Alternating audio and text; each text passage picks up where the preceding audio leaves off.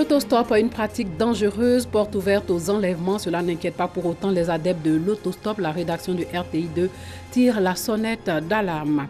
Situation confuse en Guinée, l'opposition continue de contester les résultats des élections locales du 4 février. Au moins 4 morts lors des manifestations, de nouvelles manifestations de rue prévues la semaine prochaine à Conakry. Bonsoir et bienvenue dans le 19h.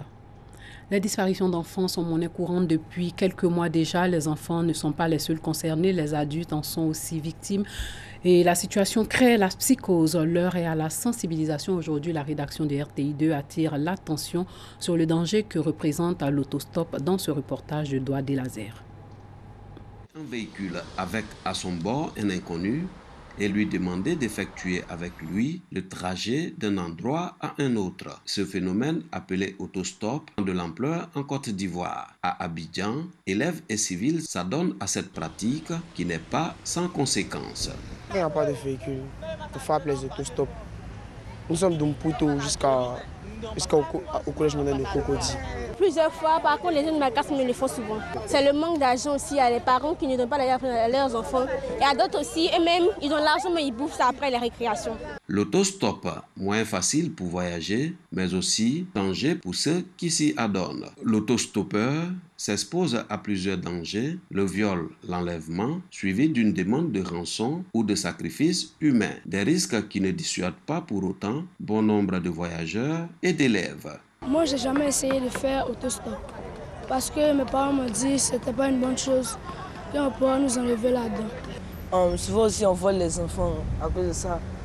On te prend, on peut te tuer même à cause de ça. Depuis le début de l'année 2018, 8 cas de disparition ou d'enlèvement ont été enregistrés, dont 3 cas de décès de mineurs dus à des morts violentes annoncées par les autorités. Et il ne se passe un jour sans qu'un cas de disparition d'enfants ne soit signalé à travers les réseaux sociaux. Une centaine de femmes ont répondu à l'appel du premier magistrat de la commune de Cocody qui leur a rendu hommage. Des femmes qui ne reculent devant rien pour se prendre en charge. Des femmes qui apportent aussi une plus-value aux produits locaux. Des femmes battantes donc. Le reportage de Parga Sorokoni. Céline Kwasi et Nyaba, deux femmes qui donnent le meilleur d'elles pour briser les barrières. La première est cadre dans une entreprise et l'autre chorégraphe et enseignante à l'INSAC. Deux femmes, deux parcours qui forcent l'admiration. Je suis cadre supérieur d'administration, mais ça ne m'a pas empêché de tendre la main aux autres. J'ai fait de la recherche, j'ai maîtrisé la conservation de la ticket frais. Je suis dans le livre des Guinness des inventions des Noirs. J'ai fait mon école primaire. Après l'école primaire, je me suis retrouvée au collège. Et après le collège, de façon précoce, j'ai été arrachée à l'école. Je rentre au village Kili, nous sommes en 91 et j'ai 17 ans.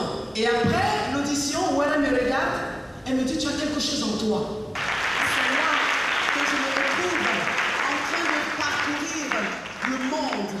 Elles ont toutes les deux témoigné de ce qu'elles ont fait, de la persévérance, de la soif d'aller toujours plus loin, leur cheval de bataille. Et ce témoignage, elles l'ont rendu lors de la cérémonie initiée par le premier magistrat de la commune de Cocody en vue de rendre hommage aux femmes. Vous les femmes, vous tirez la vie. Si vous avez construit ça en vous, mettez n'importe quelle chose par terre où vous allez réussir. Si les autres le font et ils réussissent, pourquoi pas vous? Il n'y a pas de sous-métier.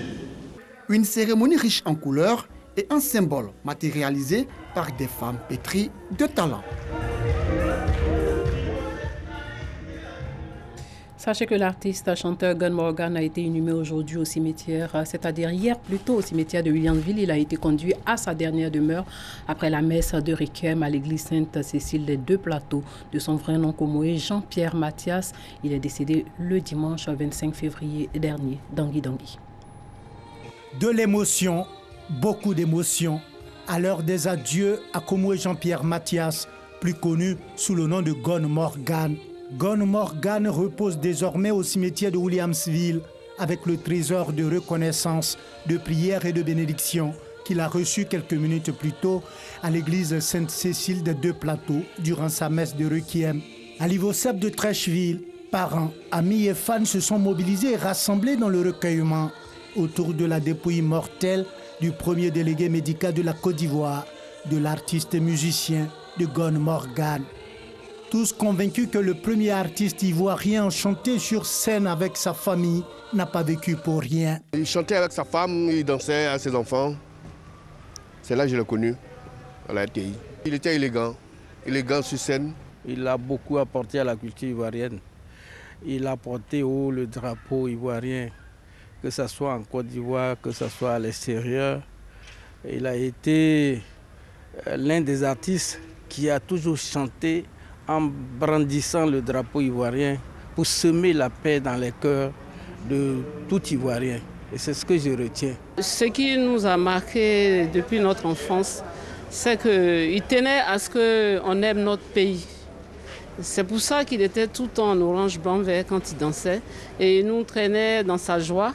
Il nous a beaucoup appris à aimer notre pays. Né en 1948, Komwe Jean-Pierre Mathias est décédé le 25 février dernier, laissant derrière lui une femme et une fille. Mais Gone Morgan, fils du village de Kofi à Moncro, dans le centre-est du pays, n'a pas vécu pour mourir.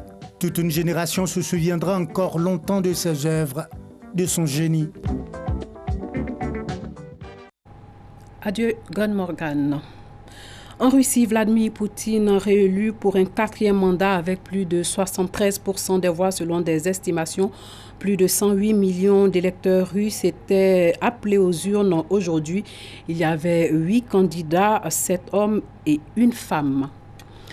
Où en sont les chrétiens avec la propagation de l'évangile en France? Dans un hôtel parisien, un pasteur anime une célébration devant les habitants de son quartier. Il y a implanté une église.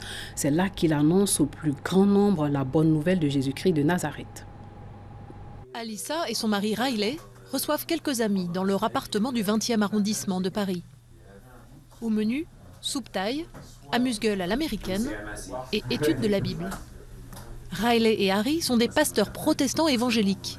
Ils ont implanté, il y a 1 an, une nouvelle communauté, l'église de la Plaine. L'objet de cette réunion, c'est de pouvoir nous retrouver autour de la parole de Dieu, de pouvoir l'étudier ensemble, de voir ce que le texte a à nous dire et comment est-ce qu'on peut se l'appliquer dans nos vies personnelles de tous les jours. Et c'est aussi l'occasion de vivre ça ensemble, entre frères et sœurs, de partager ça et de grandir tout simplement ensemble. Au nom de Jésus-Christ de Nazareth, lève-toi et marche. Dans cette assemblée, chacun lit un extrait de la Bible et en discute librement. Le texte est dans toutes les mains, sous forme traditionnelle ou plus moderne, une version intime de la religion qui a séduit Linda. En tout cas, moi, j'en retire beaucoup de choses. Ça me motive à vouloir grandir avec Dieu et on apprend à plus se connaître comme ça. Ce sont des moments aussi un peu d'amitié aussi ou ça oui, carrément. Il y a de la bonne bouffe déjà, Le dimanche après-midi, place à la célébration. Harry et Riley reçoivent dans ce petit local du quartier. La musique occupe une place centrale dans le culte dominical. Chants, prières, partage de la scène. Comme ses fidèles, ils sont 650 000 chrétiens en France à se réclamer de ce courant du protestantisme. Ici, pas de méga-church à l'américaine. Son église, Harry l'a voulu à l'échelle du quartier. Nous sommes vraiment une assemblée locale. Tout le monde dans notre équipe et dans cette église vit dans les environs, sauf les personnes qui peuvent venir nous visiter. Et en fait, on veut être à la couleur du quartier. Et aujourd'hui, dans le quartier dans lequel on est, il y a une multiculturalité que vous retrouvez aussi ici. Des églises locales comme celle-ci, il s'en crée une tous les 10 jours en France métropolitaine.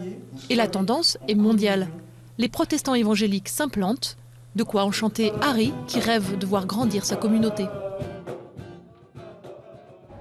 Crise sociopolitique en Guinée-Conakry, si la tension a baissé d'un cran, elle continue toutefois de secouer le pays.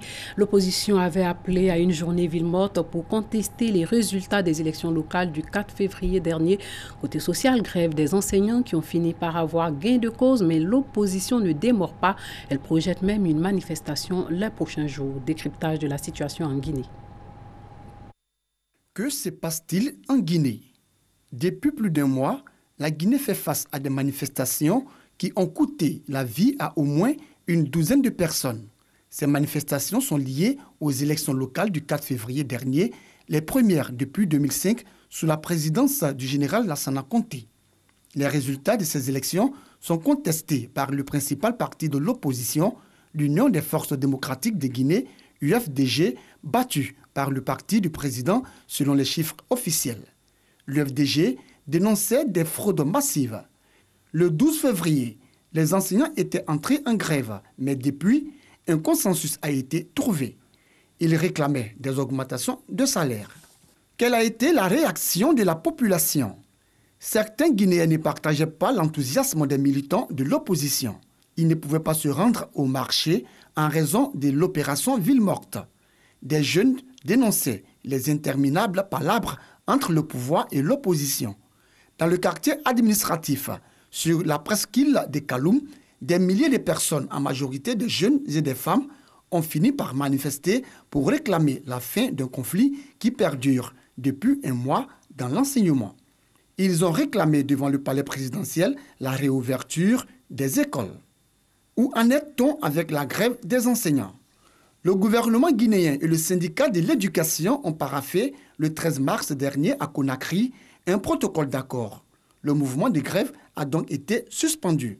Cet accord intervient après 2 semaines de négociations et a été signé par le meneur de la grève, Aboubakar Souma, le médiateur de la République et le ministre guinéen de l'Énergie. L'accord ordonne la levée de la suspension visant le meneur Aboubakar Souma et le paiement de ses arriérés de salaire. Le paiement des 30% restants des salaires à partir de fin mars 2018 en effet rétroactif, à compter du 1er janvier 2018 pour les enseignants en activité et du 1er novembre au 31 décembre 2017 pour les enseignants retraités. Conformément au texte, l'ouverture d'un couloir de négociation est prévue du 2 au 25 mai 2018 sur la fixation du salaire de base des enseignants à 8 millions de francs guinéens et le rétablissement dans leurs droits de tous les enseignants mutés ou démis de leurs fonctions à cause de cette grève. La résolution de la crise des enseignants a-t-elle mis fin aux manifestations dans les rues?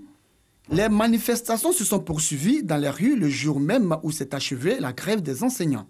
3 jeunes hommes ont été tués à Conakry lors de cet événement le 14 mars. Une quinzaine de personnes ont été blessées selon des sources hospitalières. L'opposition guinéenne, dirigée par Cellou Dalein Diallo, a dévoilé un nouveau calendrier de manifestations à Conakry. Et après, les opposants ne décolèrent pas contre les fraudes ayant entaché le scrutin communal du 4 février. Ils ont décidé d'organiser une manifestation de rue sur l'autoroute Fidel Castro le jeudi 22 mars 2018. Le lundi 19 mars, l'opposition annonce une journée de recueillement et d'enterrement des victimes tuées à Conakry en marge de la manifestation. Le 20 mars, Cellou Dalein Diallo et ses pairs décrètent une journée ville morte, tandis que le mercredi 21 mars, les femmes organiseront un sit-in à Kaloum pour dénoncer les cas d'assassinat lors des manifestations de rue. C'est tout pour ce soir. Merci de nous avoir suivis. Portez-vous bien.